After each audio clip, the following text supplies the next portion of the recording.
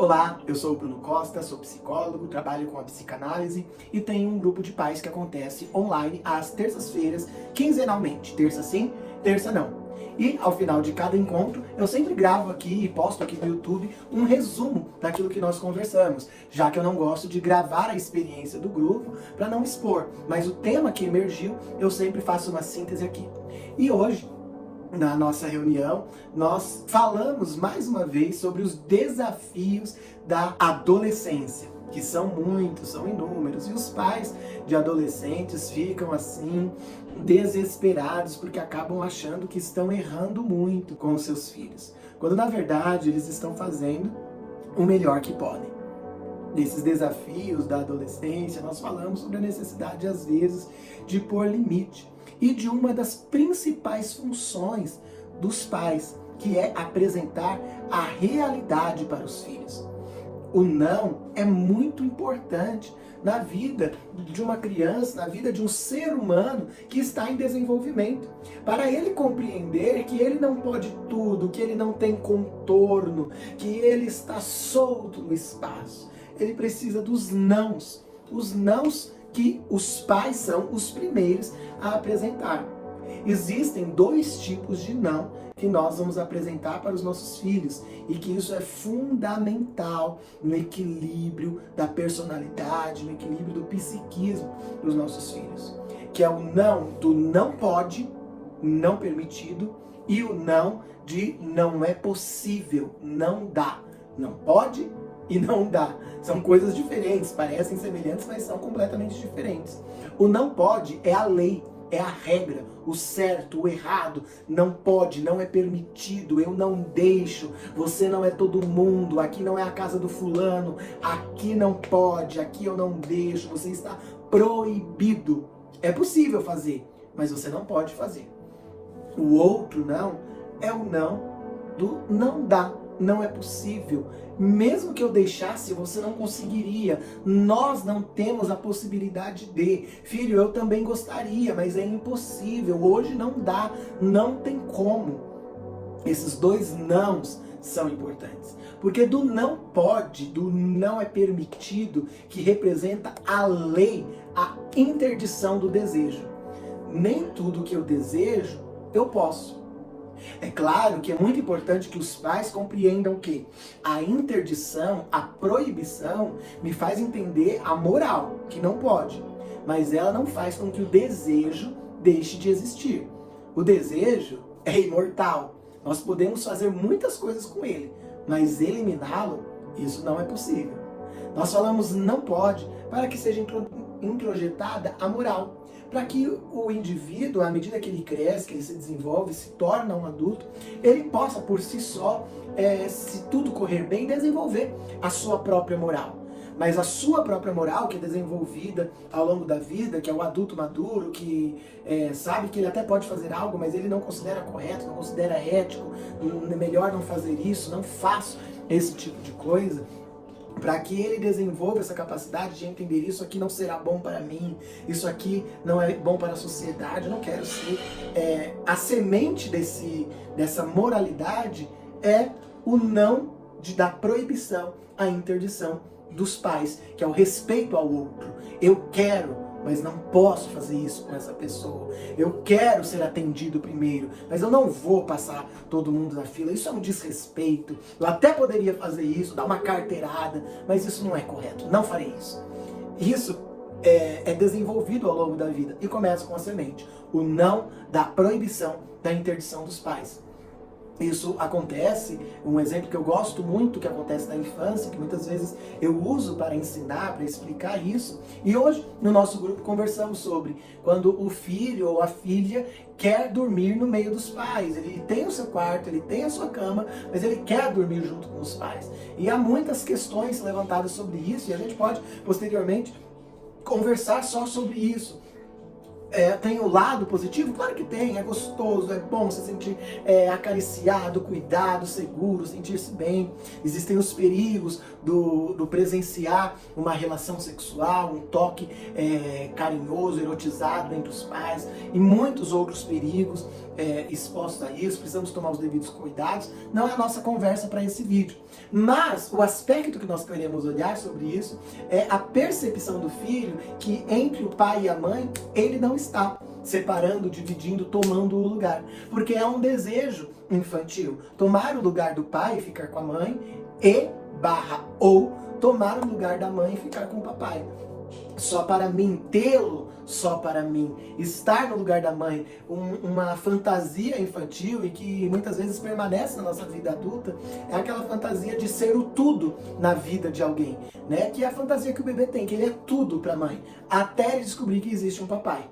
E aí é uma decepção muito grande. Dentre as decepções que isso envolve, é a decepção de descobrir que eu não sou o único ser na vida da mamãe. Ela divide o interesse, o desejo, o amor dela com outra pessoa e não é só para mim. E isso é muito decepcionante, muito difícil, e ele vai ter que lidar com isso. E até que chegue essa idade, que ele vai brigar, vai insistir com isso. Quero ser só eu e a mamãe, eu quero ser só eu e o papai. Até que a interdição, que é tão importante na nossa vida, não, sua cama é lá, aqui quem dorme é papai e mamãe, somente nós. Não, papai é meu, não, a mamãe é minha. A quebra desse sentimento é muito importante para o desenvolvimento da personalidade dessa criança que quer se tornar, precisa se tornar um adulto saudável, minimamente saudável e responsável por si mesmo. Para isso, então, ele vai precisar lidar com essa interdição. Não pode, não dá, não deixo. Essa é a semente da moralidade, da ética, da consciência, né? O que popularmente chamamos de consciência é justamente estar aqui nessa dinâmica familiar da proibição, proibido estar com a mamãe é do papai. Essa proibição é a semente daquilo que nós chamamos popularmente de consciência.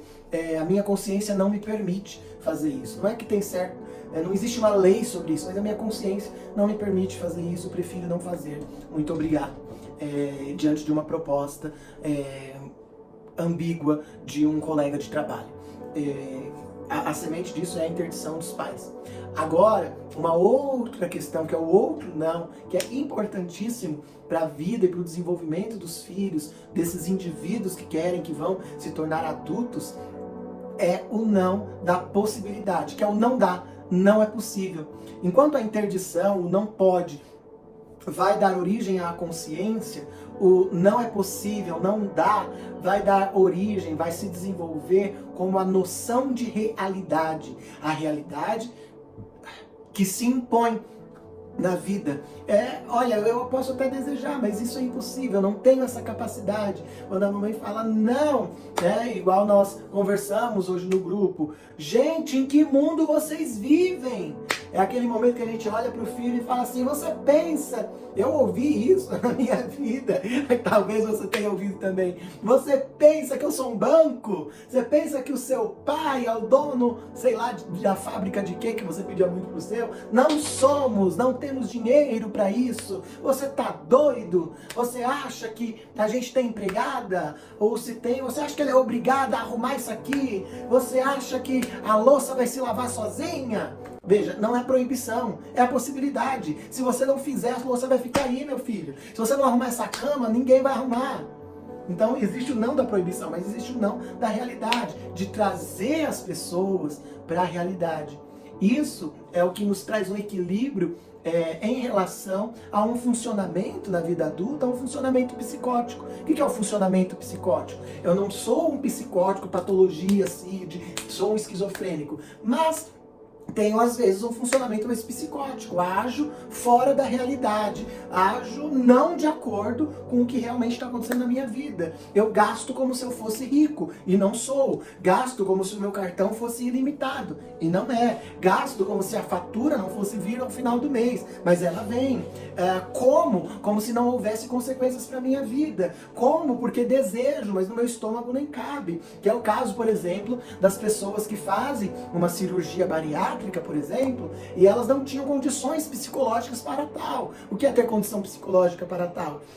Ela não tem condição para controlar o que come. Só que agora, uma vez que ela está operada, se ela comer, ela passa mal. E ela, então é a realidade se impondo. Não é possível comer esse tanto, mas eu desejo e eu vou. E o estômago diz, não é possível, não aguento. Mas ela não tem noção de realidade. Isso não foi tão bem projetado no seu desenvolvimento. Agora ela, diante da realidade de ter que comer menos ou não poder comer esse ou aquele alimento, ela não consegue lidar com essa realidade. E ela come como se ela estivesse acima da realidade, porque de fato para ela o seu desejo está acima da realidade. Ela não tem noção da realidade, ela tem noção do que ela quer, não do que ela pode. E aí é o momento que ela vai lá, come mais do que pode e passa mal. Esse é um exemplo talvez um pouco vulgar, exagerado, mas para que você compreenda o quanto na vida adulta, no cotidiano do adulto, a noção de realidade se faz muito importante. Porque eu tenho o desejo, mas como eu lido com esse desejo? Eu lido com esse desejo considerando as proibições, a minha moral, a minha ética, a minha consciência, mas considero também a realidade, o que é possível, a realidade do mundo externo. Eu gosto sempre de pensar a realidade do mundo externo, porque existe uma realidade interna. E às vezes a realidade interna é a fantasia, é o que eu imagino, é o que eu acredito, tenho para mim como verdade, mas que não se sustenta. O mundo externo aqui não me permite fazer, são as limitações. Não, você não voa. Não, não dá para chegar na casa da vovó hoje. Não, não dá para o papai ir agora. Não, não dá para faltar da escola hoje, porque não tem ninguém para ficar com você. Veja, você não vai faltar da escola porque você não pode. Veja, você até daria para faltar hoje, mas não tem quem fique com você hoje em casa. Então você vai precisar ir.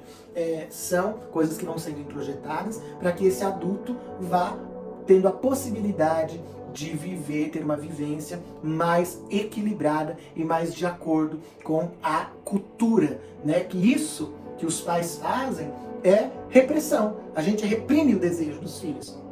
Mas isso é educação. Educar filhos para a psicanálise é ajudá-los a ensiná-los a reprimir seus desejos, por um certo aspecto, para que eles sejam inseridos na cultura. De outra forma, não precisávamos educar filhos. Então, se a gente fosse pensar o objetivo da educação de filhos, o objetivo da educação de filhos é inseri-los na cultura, inseri-los na sociedade. Filho, se nós estivéssemos criando filhos para viverem no meio do mato como selvagens, a gente não tinha muito com o que se preocupar. Como selvagem, então, a vida dele deveria ser só busque a satisfação dos seus desejos o tempo todo e soltá-lo no mato. Então, para buscar a satisfação dos próprios desejos, ele não precisa de educação, não precisa de nada, já é da própria natureza. Ir atrás da satisfação. Estou com fome, como, desejo fazer sexo, faço com a primeira pessoa que tiver na minha frente, ou não precisa nem ser pessoa, não precisa não ser da minha família, não precisa ter idade adequada, eu só saio fazendo, eu estou com um desejo, eu satisfaço, estou com um desejo, eu satisfaço. É da natureza.